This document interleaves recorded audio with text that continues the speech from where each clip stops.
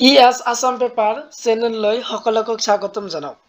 আজি আলোচনা কৰিবলৈ লৈছোঁ যে গ্ৰেজুৱেশ্যনৰ ফাৰ্ষ্ট ছেমিষ্টাৰৰ BA BSc BCom যিটো কমন পেপাৰ MDC MDC ছাবজেক্টৰ আজি কিছুমান ইম্পৰ্টেণ্ট টপিকছ এণ্ড চিলেবাছ তোমালোকক দেখুৱাম যে 2025 বৰ্ষত কোনখিনি তোমালোকৰ পঢ়িব লাগিব। তো তোমালোকে ভিডিঅ'টো স্কিপ নকৰি ভিডিঅ' একলৈ চাই থকা। যিটো তোমালোকে দেখিবলৈ পাইছা যে পাঠ্যক্ৰম বা syllabus FYUGPS per NIP 2020 syllabus for one semester. যিহেতু তোমালোকৰ ডিগ্ৰী যিটো পঢ়ি আছা সেইটো হ'ল তোমালোকৰ 4 year undergraduate programme NEP 2020 অধীনত পঢ়িব লাগিব আৰু চিলেবাছ ফৰ ওৱান ছেমিষ্টাৰৰ যিটো মাল্টি ডিচিপ্লিনাৰী কোৰ্স বা চমুকৈ MDC বুলি যিটো কওঁ যে multidisciplinary course humanities and social science ওৱানৰ যিটো ছাবজেক্ট আছে ছাবজেক্টৰ নাম হ'ল যে মেকাৰ্ছ অফ মডাৰ্ণ আসাম আধুনিক অসমৰ নিৰ্মাতা। তো এইখন বিষয়ৰ তোমালোকৰ যে চিলেবাছখিনি দেখুৱাম আৰু তোমালোকৰ এইখন বিষয়ৰ কিমান মাৰ্কছৰ এক্সাম হ'ব সেইখিনি তোমালোকক দেখুৱাম। তো তোমালোকৰ MDC যিটো আধুনিক অসমৰ নিৰ্মাতা মেকাৰ্ছ অফ মডাৰ্ণ আসাম আছে সেইটো ছাবজেক্টৰ চিলেবাছটো আজি দেখুৱাম যিহেতু। তো এই ছাবজেক্টৰ মুঠ নম্বৰ দিয়া আছে 75 মাৰ্কছৰ এক্সাম হ'ব আৰু চূড়ান্ত পৰীক্ষাৰ মূল্যায়ন হ'ব তোমালোকৰ 45 মাৰ্কছৰ আৰু আভ্যন্তৰীণ মূল্যায়ন যিটো সেইটো হ'ল তোমালোকৰ 30 মাৰ্কছৰ। তো তোমালোকৰ যে এইখন বিষয়ৰ টোটেল 75 মাৰ্কছৰ এক্সাম দিব লাগিব, এটা ফাইনেল এক্সামিনেশ্যন দিব লাগিব তোমালোকৰ 40 মাৰ্কছৰ আৰু এটা দিব লাগিব ইণ্টাৰনেল বা যিটো সেশনাল এক্সাম বুলি কওঁ তো সেইটো দিব লাগিব তোমালোকৰ 30 মাৰ্কছৰ। তো দুটা যিহেতু এক্সাম হ'ব তোমালোকৰ প্ৰতিটো সেমিষ্টাৰ দুটাকৈ এক্সাম হয়। তো দুটা এক্সাম মিলিহে তোমালোকৰ এইখন বিষয় 75 মাৰ্কছৰ এক্সাম দিব লাগিব। এতিয়া চোৱা ইয়াৰ চিলেবাছ। তো প্ৰথম যিটো চেপ্টাৰ দিয়া আছে গোট নম্বৰ 1 টো দিয়া আছে এই চেপ্টাৰটো হ'ল যে ভাষা সাহিত্য আৰু সংস্কৃতি লেংগুৱেজ লিটাৰেচাৰ এণ্ড কালচাৰ। তো এইটো পঢ়িব লাগিব তোমালোকৰ 1 নম্বৰ চেপ্টাৰত প্ৰথম চেপ্টাৰ পঢ়িব লাগিব যে ভাষা সাহিত্য আৰু সংস্কৃতি ইয়াৰ বিষয়ে পঢ়িব লাগিব। তো প্ৰথম চেপ্টাৰত কেইটা টপিক দিয়া আছে দুটা সেই টপিক পঢ়িব লাগিব। প্ৰথম যিটো টপিক দিয়া আছে আধুনিক অসমীয়া ভাষা আৰু সাহিত্যৰ স্থপতি তো এইটো পঢ়িব লাগিব।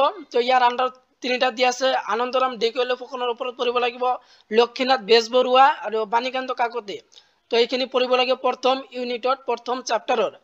দ্বিতীয় নম্বৰ ইউনিটত দিয়া দ্বিতীয় নম্বৰ টপিকত দিয়া আছে আধুনিক অসমীয়া সংগীত আৰু সংস্কৃতিৰ স্থপতি তো জ্যোতিপ্ৰসাদ আগৰৱালা, বিষ্ণুপ্ৰসাদ ৰাভা, ডক্টৰ ভূপেন হাজৰিকা ইয়াৰ বিষয়ে তোমালোকৰ প্ৰথম চেপ্টাৰৰ দ্বিতীয় নম্বৰ টপিকত পঢ়িব লাগিব।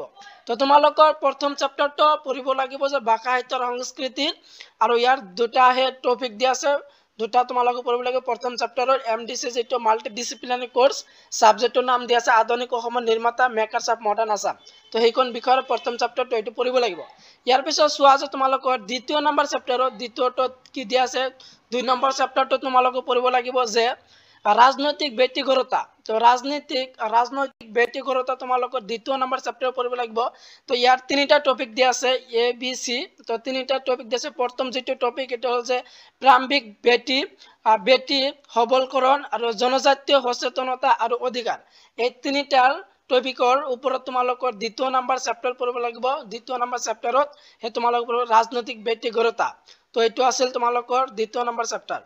আৰু আছে তোমালোকৰ এখন যে হেকৰ যিটো চেপ্টাৰ তো হেকৰ চেপ্টাৰটো হ'ল যে চেপ্টাৰ নম্বৰ 3 গোট নম্বৰ 3 বুলি দিয়া আছে ইয়াত যে নাৰী শিক্ষা ৰাজনীতি আৰু সাহিত্য। তো 3 নম্বৰ চেপ্টাৰ এইটো পঢ়িব লাগিব।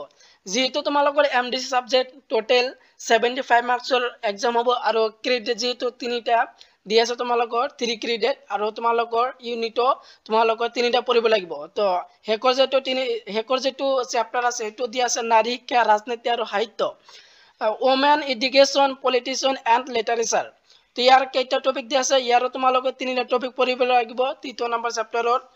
তো অসম লিখিকা সমাৰোহ তো হেকৰ টপিক এইটো আছিল। তো এইবিলাক তোমালোকৰ MDC সাবজেক্ট যিটো ফাৰ্ষ্ট ছেমিষ্টাৰৰ গ্ৰেজুৱেশ্যন BA BSc BCom তিনিটা ষ্ট্ৰীমৰ ষ্টুডেণ্টে তোমালোকে এইখন বিষয় ল'ব পাৰা। তো এইটো তোমালোকৰ পঢ়িব লাগিব।